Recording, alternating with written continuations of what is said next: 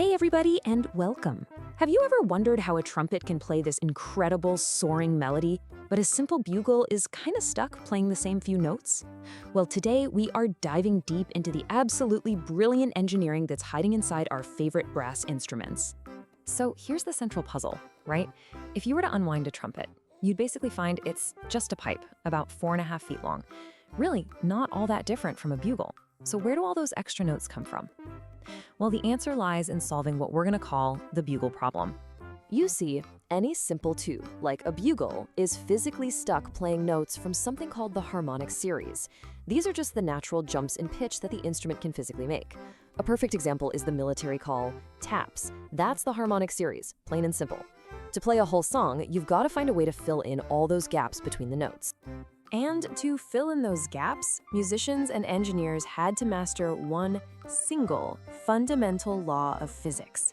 Seriously, this one rule is the key to every single brass instrument ever made. And here it is. It's so simple. The length of the tube, that's what determines the pitch. A shorter column of air is going to vibrate faster, and that gives you a higher pitch. A longer column of air vibrates slower, giving you a lower pitch. So what does that mean? It means if you want more notes, you have to figure out a way to change the length of the instrument while you are playing. So how in the world do you do that? Well, the first and oldest solution is just pure mechanical genius. It's the trombone, which you can really think of it as a perfectly analog machine. The way it works is just so direct, it's beautiful. The player literally physically extends the length of the instrument just by pushing the slide out. The further out they push it, the longer the air has to travel, and, you guessed it, the lower the pitch gets. It's a perfect one-to-one physical change. Now, this analog design gives the trombone a unique superpower. Because that slide moves so smoothly, it has totally continuous pitch control.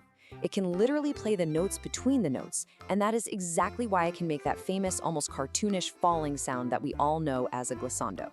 So to control this whole system, trombonists learn 7 main positions.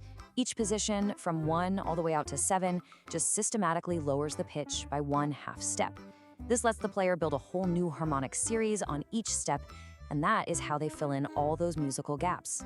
Okay, now let's switch gears and look at the other solution. It's built on the exact same principle, but the approach, it's completely different. Instead of stretching the instrument, this method reroutes the air. Welcome to the digital solution, the valve. A piston valve, you know, the things you see on a trumpet or a tuba, it's basically a high-speed traffic controller for air. And unlike the trombone slide, which can be anywhere along its path, a valve is binary. It's either up or it's down. It is on or it is off. That's it. And the mechanics are just brilliant. When a valve is up, the air flows straight through. But when you press it down, these little holes inside the piston line up perfectly to divert the airflow off the main highway and through an extra loop of tubing. This instantly adds a fixed length to the instrument, which lowers the pitch. Let go of the valve and boom, the air goes straight through again. Now those extra loops of tubing, they're not random lengths, not at all. They follow a super precise mathematical logic. The best way to think of it is as a kind of binary code for music.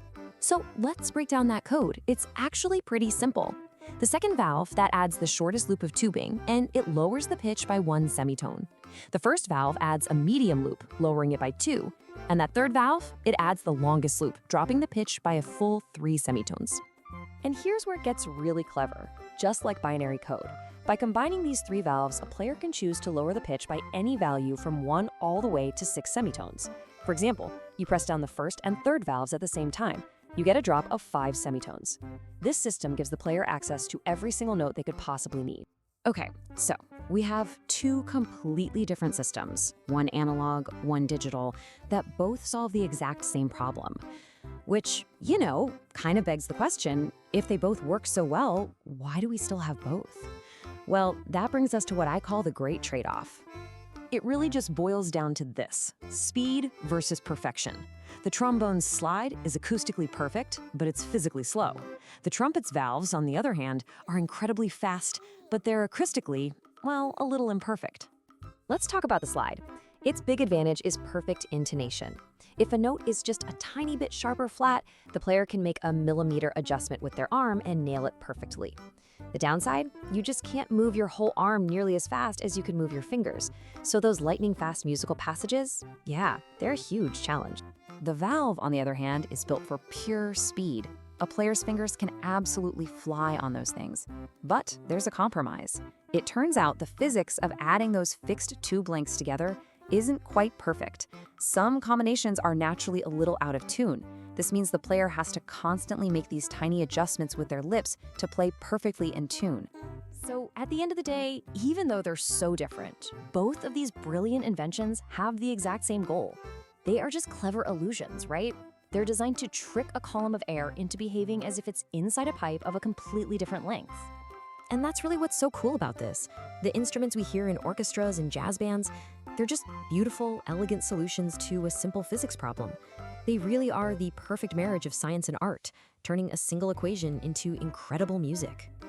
And that kind of leaves us with a final thought to chew on. When you start to look for it, you see it everywhere. Art that is born from creatively solving a problem in physics. So, what other examples can you think of? Thanks so much for watching.